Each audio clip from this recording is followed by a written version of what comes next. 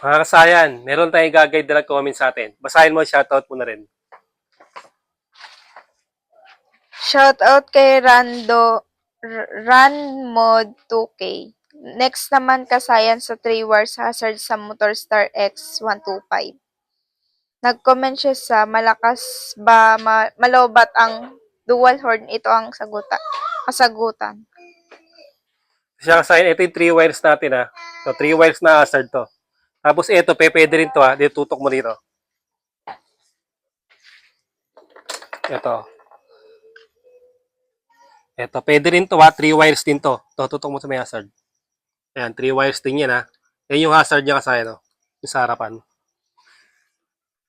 Pag maglalagay kayo ng hazard, pati yung extra signal light nyo, sasabay dyan ha. Sasabay extra signal light. Yung may likod din. Kaya pag maglalagay kayo ng extra signal light, automatic sasama sa hazard yun. Ayan siya. Ito yung extra signal light natin. Oh. At sa kabila. Yan. Dito natin siya ilalagay sa, sa Star X. Ito yung Star X 125 natin, Motor Star. Ito, pwede nyo ipasok sa loob. Ito. Pakipatay mo muna pala. Doon sa susi. Ito siya kasayan ha. Ito. Kasi yung hazard natin nasa signal light yun ha. Signal light ng kaliwat kanan. Ayan siya ha. Ngayon, ito yung wire nyon. Pwede natin kunin sa loob. Buksan natin to. Dito tayo magwa-wire. At pwede rin naman dito. Pwede rin dito ha. Depende sa inyo kung saan nyo gusto nyo mag-wire. Ito kasi kasayan, pag ito diretso nyo, nandito na yung signal light supply, tsaka left and right. Nandito na siya pagka dito kayo maglalagay. Halimbawa, maliit lang yung wire nyo, dito nyo siya ilalagay. Ito. Depende sa kursunada nyo ha. Kung ayaw nyo magtaba, sa loob kayo Kung sanay naman kayo mag-tape ng maayos, pwede yung dyan na lang. Ito siya oh. Hahanapin nyo lang dyan yung gray, tapos orange, tsaka yung light blue. Gray, orange, tsaka light blue. Siya ba? Pag nagkamali kayo dito, nakahanap nyo yung blue, iba yun. Headlight yun, high beam. Ito siya. Pag nakuha nyo na yung tatlo na yan, ito ang color coding nito, Honda Honda, Rusi, Euro, yan. Motorstar, yung mga color coding yan. Skygo, yan siya, buksan nyo lang siya. Simpleng-simple lang to, wala itong kahirap-hirap. Tapos, ito yung gagamitin natin ha. Ito ngayon, kahit magkapalit-palit to, kahit magkabali-baligtad, wala kayong magiging problema dyan. Basta ilagay nyo lang yung tatlo na yan.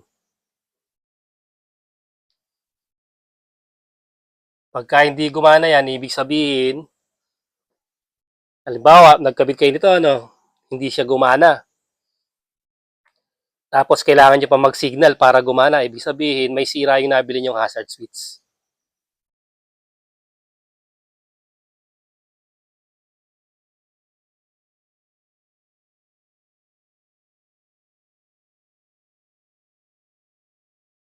Ngayon, kung ayaw nyo rito mag-tap, sa loob kayo. Kung gusto nyo naman kasi dito, halimbawa, hindi na kayo magduduktong ng wire. Aabot na yung hazard switch nyo kahit anong klase ng hazards. Aabot na yung wiring nyo. Yan siya. Yan siya kasaya, no? Pag pindot natin,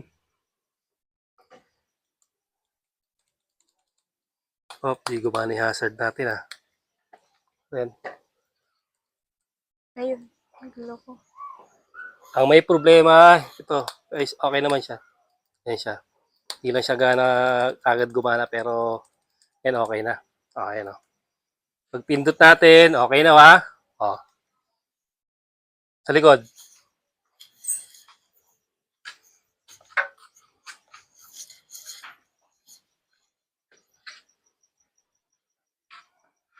Patay. Bukas. Ito siya ba. Ngayon kasayan, ito may hazard na to. Kasi ang nakalagay dito ay, ang nakalagay dito ay pang Rusi 125. O, pansinin nyo.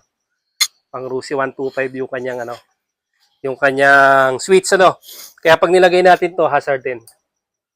Kaya naglagay lang tayo ng tutorial para mapagbigyan natin yung natin, yung nag-comment sa atin kung paano daw maglagay sa Star X125. Ganito pa rin yun. Yan, Kaya dito may dati ng hazard siya. Dahil pang Rusi, nakaporma na may hazard talaga yung handle switch niya. Ngayon ito, sa 3 wires, ayan siya. Ganun lang kasi yung paglalagay ng hazard natin. Kailangan nyo lang hanapin dito yung tatlong kulay. Kahit magkabali-baligtad, walang magiging problema yan, Itong light blue, signal light sa kanan. Itong orange, signal light sa kaliwa. At itong gray ay signal light supply.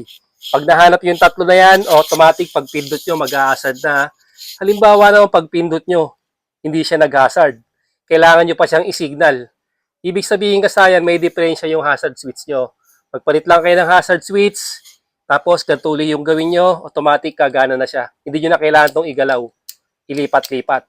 Kasi kung 2 wires lang yung gagamitin nyo, ilalagay nyo rito sa dalawang wire na to, sa orange at saka sa light blue, ang mangyayari dyan ay 2 pindot. Diba, ito yung nilagay nyo, Isang pindot, pag pindot to, tapos pipindot pa kayo dito sa, sa signal light bago mag-hazard.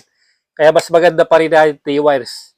Para pag pindot nyo sa 3 wires, isang pindot lang siya mag-hazard na. Hanggang dito lang mga kasayan. Salamat sa panonood.